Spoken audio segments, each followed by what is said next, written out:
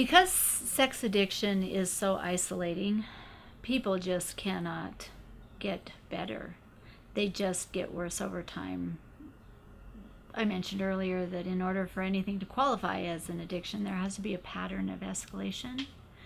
So people continue in this pattern of escalation and isolation where they're really wallowing in a lot of self-shame and a sense of personal worthlessness.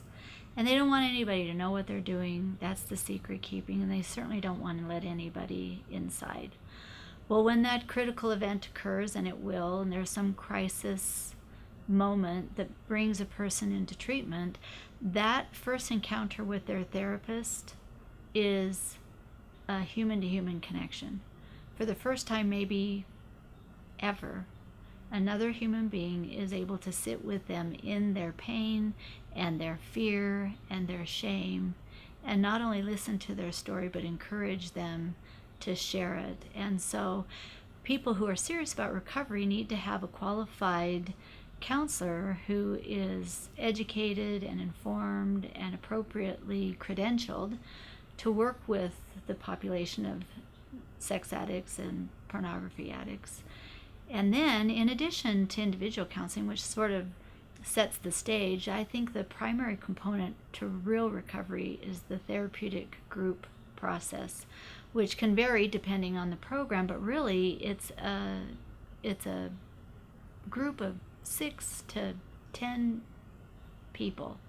Some are male group only, some are women's group only, some are combined, both men and women, but where people can openly share about their experiences, but moreover can experience a highly structured, progressive process where skills are learned, boundaries can be set, brains can be changed, hearts can be softened, and real human-to-human connection can occur.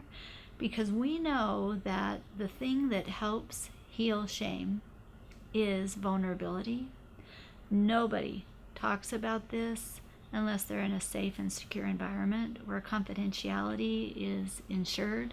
And so people can talk in the context of group and learn life skills, relationship skills, problem-solving skills, communication skills, and intimacy building skills that will allow them to respond differently than they otherwise would have when they were in their addiction. So we have individual counseling, we have group therapy. I always encourage people to support their local 12-step groups. It's a really nice blend when you have the therapeutic piece as well as 12 steps, which is they're often very compatible. And people learn daily practices of recovery. They enter into sponsorships where they're mentoring other people who are new to the recovery process. You'll want a treatment component that provides support and assistance to partners who are often struggling with intimate betrayal. That's the trauma that comes when the person who you love and trust the most is the person who has hurt you and caused you to distrust them the most.